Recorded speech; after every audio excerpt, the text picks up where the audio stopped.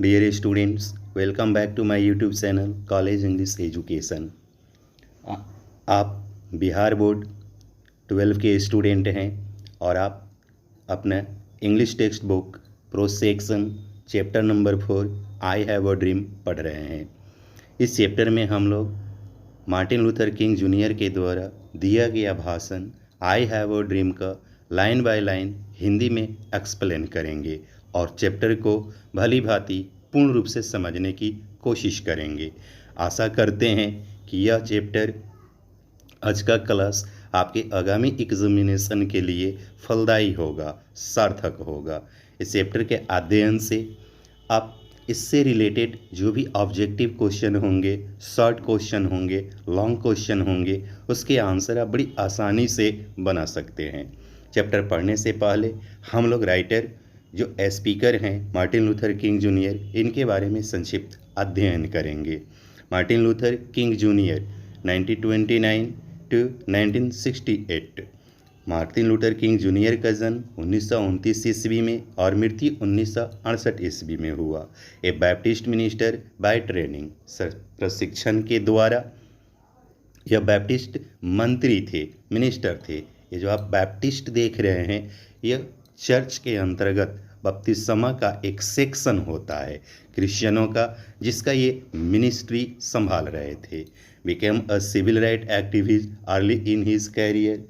इनके कैरियर के प्रारंभिक समय में जब इन्होंने अपने कैरियर का शुरुआत किया, उस समय ही सिविल राइट एक्टिविस्ट यानी कि नागरिकों के अधिकार दिलाने वाले कार्यकर्ता बने। लीडिंग द मंटगोमेरी बस बॉयकट इनके नेतृत्व में हुआ। बॉयकट जैसे आप समझते हैं ना, किसी चीज़ का जो है ना बॉयकट कर देना, जस्ट लाइक मानिए उसका विरोध करना। And helping to found the southern Christian leadership conference, और साउथर्न क्रिश्चियन लीडरशिप कॉन्फ्रेंस की स्थापना में मदद किया। इन्फ्लुएंस्ड बाय गांधी जी, ये भारत के मोहनदास करमचंद गांधी के द्वारा प्रभावित थे। His philosophy of non violent resistance brought him world wide attention. Gandhi के द्वारा जो नॉन वायोलेंस का, अहिंसा की जो फिलॉसफी दी गई थी, उसके प्रतिरोध इन्हें दुनिया के नज़रों में लाया। In 1964, King became the youngest person to receive the Nobel Prize for his efforts to end segregation and racial discrimination through civil disobedience and other non-violent ways. In 1964, 1964 ईस्वी में King became the youngest person to receive the Nobel prize. King सबसे young व्यक्ति रहे, नवजुवक रहे, जिन्हें Nobel पुरस्कार दिया गया। For his efforts to end segregation and racial discrimination, इनके उस प्रयास के लिए जिसके द्वारा इन्होंने अलगाव और नस्ल भेदभाव को मिटाने का कोशिश किया। Through civil disobedience and other non violent ways, सविनय अवज्ञा आंदोलन के द्वारा, और बहुत सारे ऐसे रास्ते को अपनाए जो अहिंसक रहा। नेक्स्ट लाइन को देखते हैं। King was assassinated on April 4, 1964 in Memphis, टिनीजी के मेम्फिस में 1968 ईस्वी 4 अप्रैल को किंग की हत्या कर दी गई। Kings important works include, king ने जो महत्वपूर्ण पुस्तकें लिखी उसके नाम इस प्रकार से रहे ईस्वी के साथ। Strength to love 1953, stride towards freedom, the Montgomery story 1958, why we cannot wait 1964, and where do we go from here, choose your community in 1968. I have a dream is a speech he delivered on the steps of the Lincoln Memorial in Washington DC on August 28, 1963। अभी जो chapter हम पढ़ रहे हैं I have a dream is a speech, यह एक भाषण है।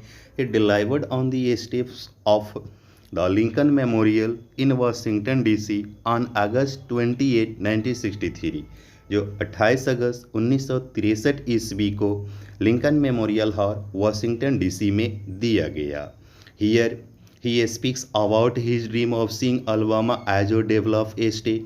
इस स्पीच में इन्होंने अपने उस ख्वाब के बारे में, सपना के बारे में बात किया जिसमें वह अलबामा को एक विकसित स्टेट राज्य के रूप में देखने का ख्वाब देखे थे, free of racial distinction between the whites and the blacks. गोरे और कालों के बीच में जो नस्लीय भेदभाव था उससे मुक्त अलबामा को देखना चाहते थे। ही the speech had the huge impact in raising public consciousness for civil rights movement.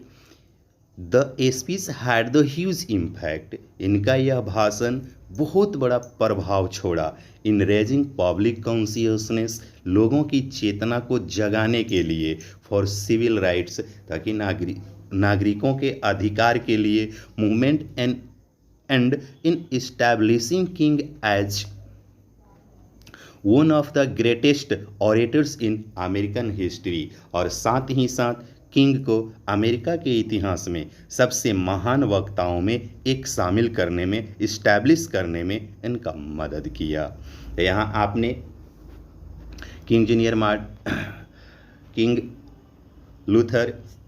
Martin Luther King junior के बारे में संक्षिप्त में जाना।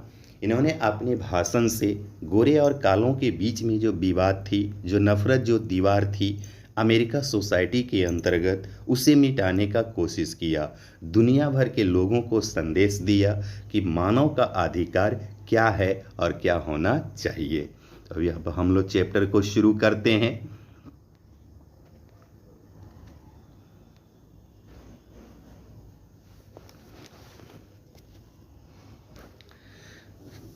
Five scores years ago, a great American in whose symbolic shadow we stand signed the Emancipation Proclamation. आज हम सब जिस महान अमेरिकी शख्सियत की प्रतीकात्मक छाया में खड़े हैं, उसने 100 वर्ष पूर्व एक मुक्ति उद्घोषणा पत्र पर अपने हस्ताक्षर किए थे। This moment's decree came as a great beacon light of hope to millions of Negro slaves who had shared in the flames of whitering injustice. यह महत्वपूर्ण अज्ञप्ति करोड़ों निग्रो दासों के लिए जो घोर अन्याय की आग में झुलसते रहे थे, एक महान प्रकाश स्तंभ के समान था। It came as a joyous daybreak to end the long night of captivity. यह अज्ञप्ति गुलामी की लंबी रात का अंत करती एक खुशनुमा सुबह की तरह आई।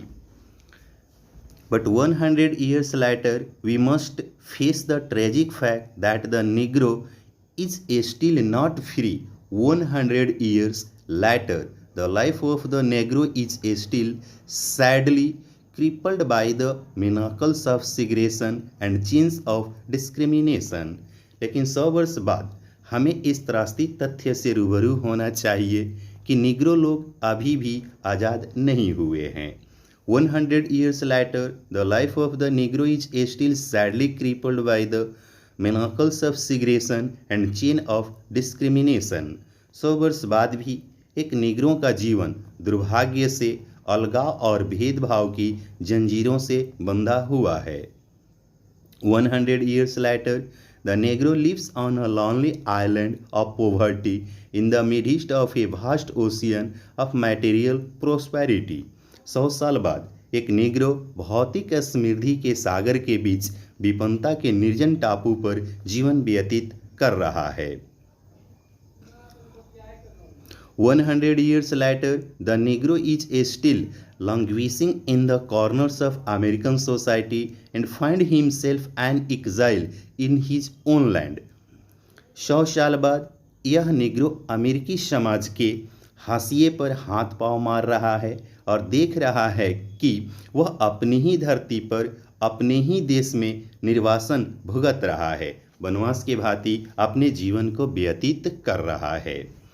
So we have come here today to dramatize an appalling condition. इसलिए आज हम यहाँ एकत्र हुए हैं एक भयानक परिस्थिति को नाटकीय रूप देने के लिए। तो इस पैराग्राफ से आप भली भांति समझ गए कि अमेरिका की सबसे बड़ी समस्या क्या थी। जैसे कि आप जान लें, अमेरिका में दो तरह के लोग निवास करते थे, काले निग्रो जिसे बोला जाता है और वाइट गोरे लोग। उन लोगों के बीच में परस्पर जो है ना दुश्मनी थी। दोनों एक दूसरे के प्रति जो है ना असहज थे, जिन चीज़ों को अमेरिका के डेवलपमेंट के लिए ख़त्म करने की ज़रूरत था। और ये सारी बातें 100 वर्ष पहले एक अमेरिकन राष्ट्रपति के द्वारा उन लोगों को उनके मांग पत्र पे दस्तखत साइन कर दिए गए थे। लेकिन अमेरिका का समाज जो है, अमेरिकन सोसाइटी इन चीज़ों को एक्सेप्ट नहीं किया था। इसलिए इन्होंने बताया कि आज हम इस जगह पर एकत्रित हुए हैं ताकि आपको बता सकें, इस चीज़ों से हम रूबरू हो सकें कि आज हमारी परिस्थिति अभी भी 100 साल बाद भी कितनी भयावह है।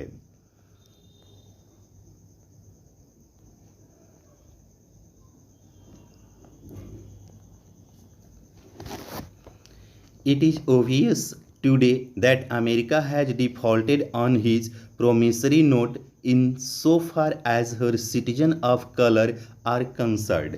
आज यह बिल्कुल स्पष्ट है कि अमेरिका जहां तक उसके श्याम वर्ण यानी काले नागरिकों का प्रश्न है, अपने वचन पत्र से मुकर रहा है। America has Instead of honoring this sacred obligation, America has given the Negro people a bad check which has come back marked insufficient funds। इस पवित्र दायित्व को पूरा करने के बदले अमेरिका ने निग्रो लोगों को एक गलत चेक थमा दिया है, जो पर्याप्त राशि के कमी के कारण वापस लौट आया है। But we refuse to believe that the Bank of Justice is bankrupt। लेकिन हम मानने को तैयार नहीं हैं कि न्याय का बैंक दिवालिया हो गया है, न्यायिक रूप से यानी कि कंगाल हो गया है। We refuse to believe that there are insufficient funds in the great vaults of opportunity of nation। हम मानने से इनकार करते हैं कि राष्ट्र के अवसरों के बड़े बड़े तहखाने में पैसे नहीं हैं या अपर्याप्त है। So we have come to cash this check, a check that will give us upon demand the riches of freedom and the security of justice।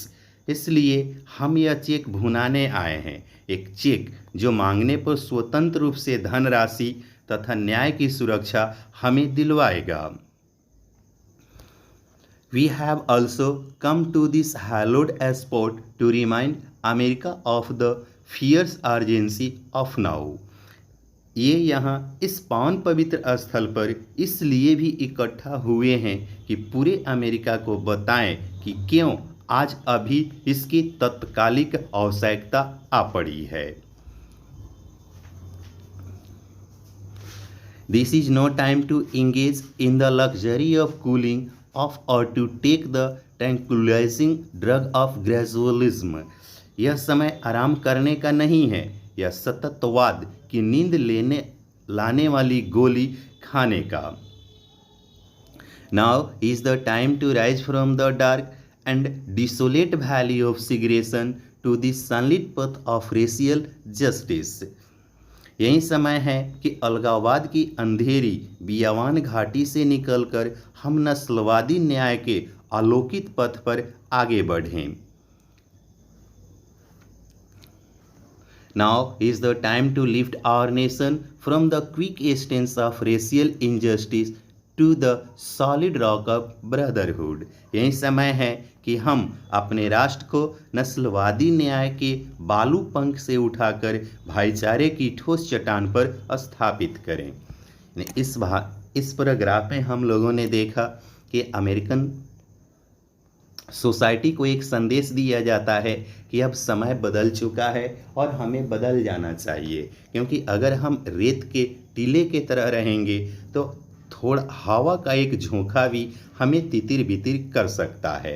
अतः आवश्यकता है कि हम भाईचारा के ठोस चट्टान के रूप को धारण करें ताकि तूफान से भी हम सामना कर सके। नेक्स्ट पैराग्राफ को देखते हैं।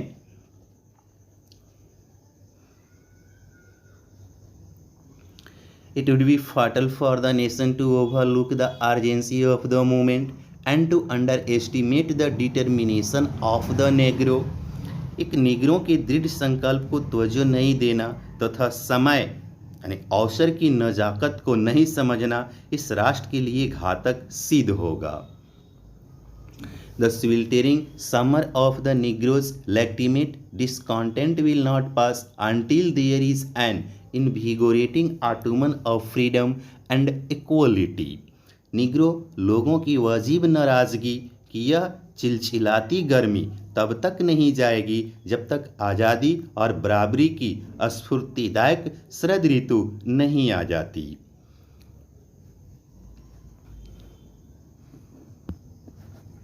"1963 is not an end but a beginning"। वर्ष 1963 अंत नहीं बल्कि शुरुआत है। Those who hope that the Negro needed to blow off steam and will now be content will have a rude awakening if the nation returns to business as usual। Negro is granted his citizenship rights। अब line को ऐसे समझेंगे, Those who hope that the Negro needed to blow off steam and will now be content will have a rude awakening। जो यह सोचते हैं कि Negro लोग बस मन की भड़ास निकालना चाहते थे और इसके बाद अब वे संतुष्ट हो जाएंगे, वैसे लोगों को एक ज़बरदस्त एहसास होगा। If the nation returns to business as usual, Negro is granted his citizenship rights। यदि राष्ट्र पूर्ववत अपने कामकाज में लग जाता तो निग्रों को उसके नागरिक अधिकार प्रदान कर दिए जाते। The whirlwinds of revolt will continue to shake the foundation of our nation until the bright day of justice emerges। विद्रोह की उथल पुथल हमारे राष्ट्र की नींव को हिलाती रहेगी तब जब तक कि न्याय का नौ बिहान नहीं आ जाता। यानी यहाँ हम देखेंगे ये मार्टिन लूथर किंग जूनियर हैं जिन्होंने बताया कि अगर नेग्रो सोसाइटी को सही तरीके से काम करना है तो हमें कहीं ना कहीं इस बात को महसूस करना ही पड़ेगा कि अब समय आ चुका है कि हम में बदलाव हो। Otherwise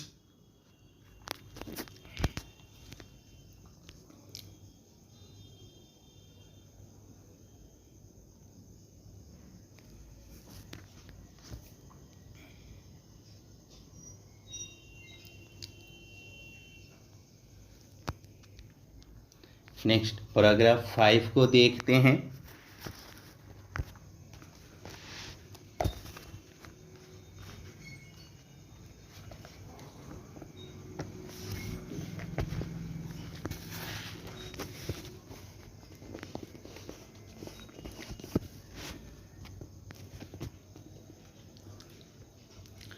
But there is something that I must say to my people who stand on the warm threshold which leads into the palace of justice।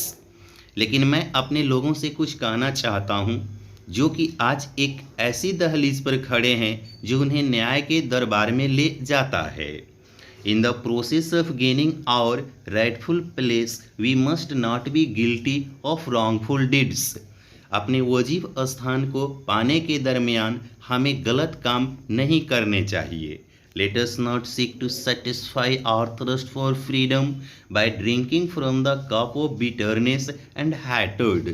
हमें आज़ादी की प्यास मिटाने के लिए घृणा तथा तिक्तता के प्याले से नहीं पीना चाहिए। घृणा और कठोरता के प्याले से बिल्कुल नहीं पीना चाहिए। We must forever conduct our struggle on the high plane of dignity and discipline। हमें सदा सम्मानजनक ऊंचाई तथा अनुशासन से अपने संघर्ष को चलाना चाहिए। We must not allow our creative protest to degenerate into physical violence। हमें अपने इस रचनात्मक संघर्ष को हिंसक तरीके अपनाकर बर्बाद नहीं कर देना चाहिए। Again and again we must rise to the majestic heights of meeting physical force with soul force। हमें बार बार हिंसक बल का सामना आत्मबल से करके महानता का परिचय देना चाहिए। The marvelous new militancy which has engulfed the Negro community must not lead us to distrust all white people, for many of our white people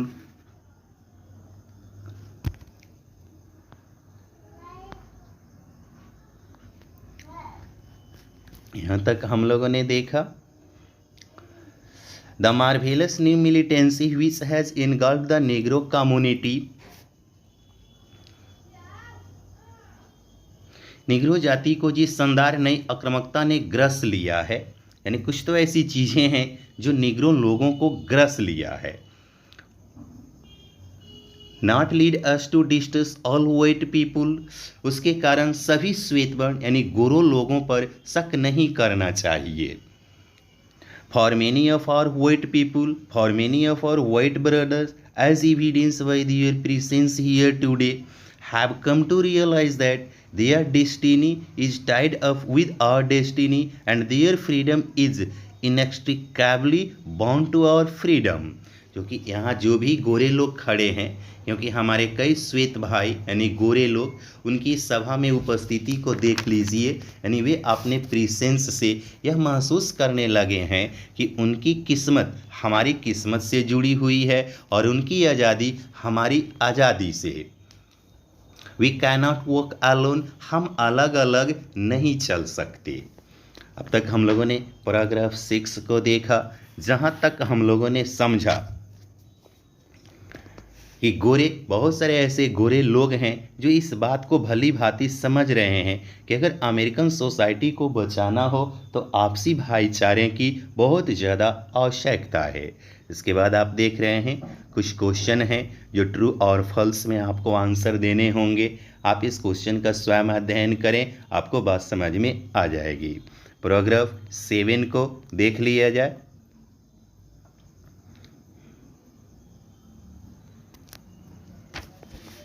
Look here.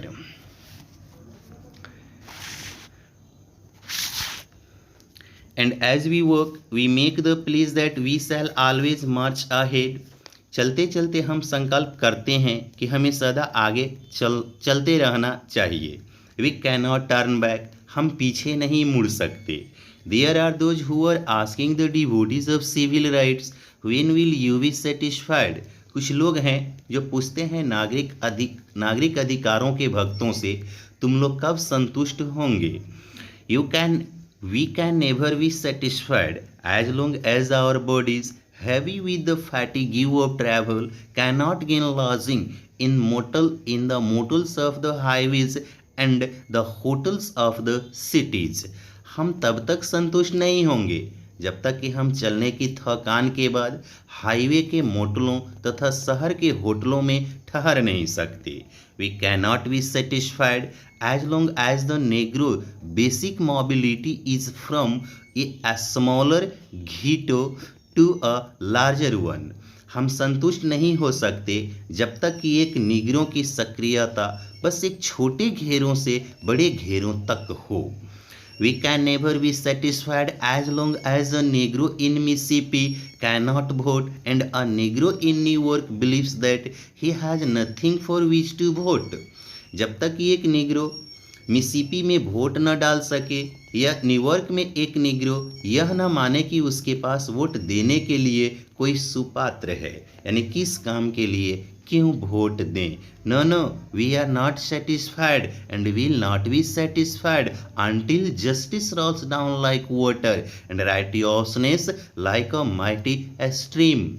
नहीं, हम संतुष्ट नहीं हैं, हम संतुष्ट होंगे भी नहीं जब तक न्याय पानी की तरह सहज न बहे और सच्चरित्रता एक विशाल नदी के तरह। इस पैराग्राफ में इन्होंने अपने सेटिस्फाइड होने के बारे में बातें किया, अपने कष्टों के बारे में बताया कि हम सफ़र करते हैं, बहुत दूर से आते हैं, हाईवे के पास जो रैन बसेरा है या शहर के जो होटल है हमें उसमें जगह नहीं दिया जाता, सिर्फ और सिर्फ इसलिए नहीं दिया जाता क्योंकि हम लोग काले लोग हैं, ब्लैक पीपुल हैं। इसके अलावा इन्होंने यह भी बताया कि जो मिसिसिपी के नेग्रो हैं उन्हें वोट भी नहीं देने दिया जाता, और जो न्यूयॉर्क के नेग्रो हैं वो तो समझ भी नहीं पाते कि हम वोट दें किस काम के लिए, क्योंकि वोट देने या ना देने से उनके ऊपर कोई फर्क नहीं पड़ता।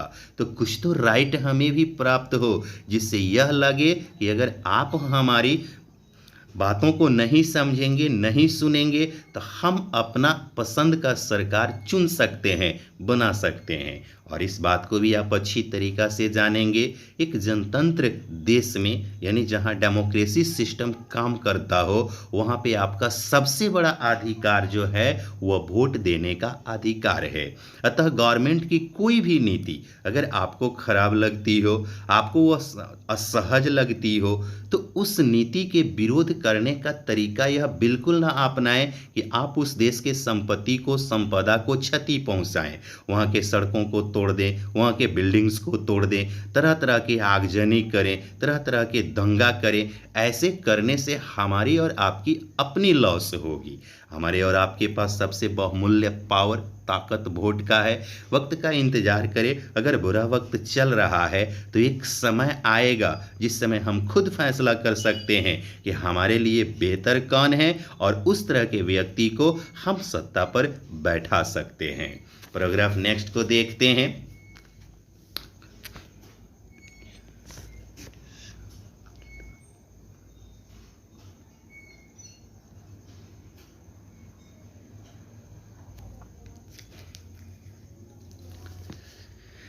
I am not unmindful that some of you have come here out of great trials and tribulations.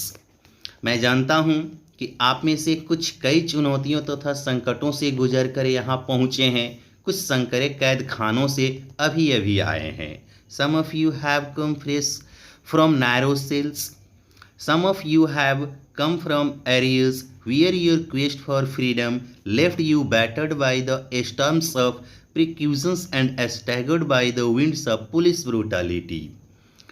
कुछ इस इलाके से आए हैं जहां आज़ादी की आपकी तलाश को पुलिसिया अत्याचार की हवाओं ने पस्त कर दिया। You have been the bitterness of creative suffering. उत्पीड़न के तूफानों ने ध्वस्त कर दिया। Continue to work with the faith that unearned suffering is redemptive. अपना काम जारी रखिए इस विश्वास के साथ कि निर्दोष का कष्ट उदार ही होगा। यहाँ तक हम लोगों ने पैराग्राफ 1 to 8 को देखा। आज के क्लास में हम यहीं तक अध्ययन करेंगे। बाकी जो आपके सेक्शन होंगे पैराग्राफ 9 से, वह नेक्स्ट क्लास में आपको प्राप्त हो जाएगा। अगर आपको यह सेक्शन या चैप्टर आज का क्लास अच्छा लगा तो आप इसे लाइक कर सकते हैं। अगर आप हमारे चैनल को सब्सक्राइब ना किए हैं तो सब्सक्राइब भी कर सकते हैं, ताकि इसके नेक्स्ट जो वीडियो होंगे इसके इन्फॉर्मेशन आपको मिलता रहेगा। Thank you watching.